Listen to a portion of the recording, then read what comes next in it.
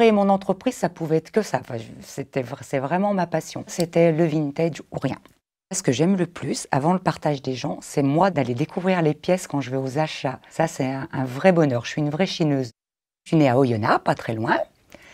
J'ai habité dans un petit village à côté d'Oyonnax pendant quelques années. Depuis toute petite, je me disais que je serais journaliste. J'adorais interviewer des gens, faire des questionnaires. C'est à l'adolescence, quand je suis partie en voyage scolaire en Angleterre et que j'ai découvert le vintage. Et là, je me suis vraiment après passionnée pour la mode et l'histoire de la mode. J'ai commencé à aller récupérer les fringues de ma mère et puis à les porter, mais sans faire de couture, toujours porter les choses comme elles étaient d'origine. Elles ont entre 45 et 50 ans, en tout cas.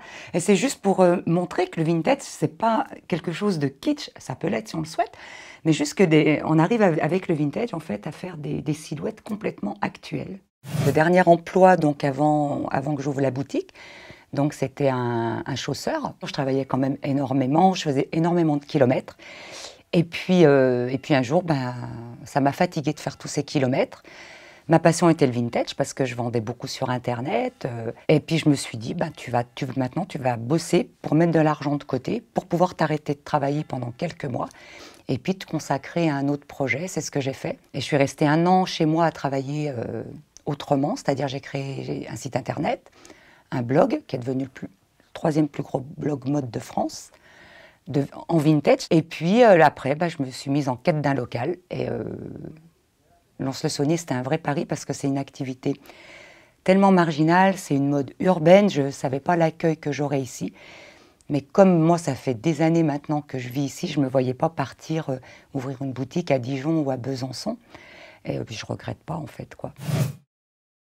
C'est Yvonne, c'est une tête à chapeau qui appartenait à l'arrière-grand-mère de ma fille et qui était modiste. C'est une tête qui date des années 20, je pense. C'est l'objet préféré dans ma boutique. On a créé une association qui s'appelle C'est pas cool, qui est une association en fait qui a pour but de récolter des fonds pour la recherche sur la sclérose en plaques. Et puis, donc, c'est avec cette association qu'on organise le défilé de mode Coco Vintage. J'ai créé cette association parce que je suis personnellement je suis touchée de près, en tout cas, par cette maladie. Pour moi, créer cette association, c'est le fait de ne pas rester inactive ou passive et d'avoir le sentiment, en fait, d'être utile et de faire quelque chose pour cette cause-là. Le défilé, en fait, il englobe une 50aine de personnes en tout, dont une 30aine de mannequins. Et à la fin du défilé, en fait, tous les vêtements qui ont été présentés, donc ça représente 160 tenues, c'est énorme, parce que le défilé dure 2 heures, sont mis en vente. Et puis, donc, la totalité des bénéfices de cette soirée est reversée à la fondation ARCEP, Fondation d'aide à la recherche sur la sclérose en plaques.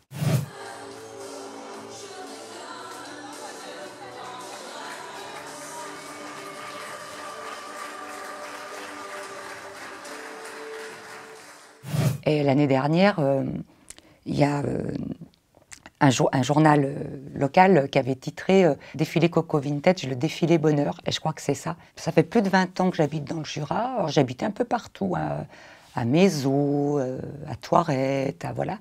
Et c'est vraiment une ville que j'aime, Lons. C'est-à-dire que déjà je la trouve... bien sûr, c'est pas Lyon, quoi, mais elle est à caractère humain. C'est une petite ville, en tout cas à l'âge que j'ai moi. C'est une petite ville que j'aime beaucoup, j'ai mes repères, j'ai tous mes amis. Moi j'aime bien. C'est vraiment ma ville d'adoption.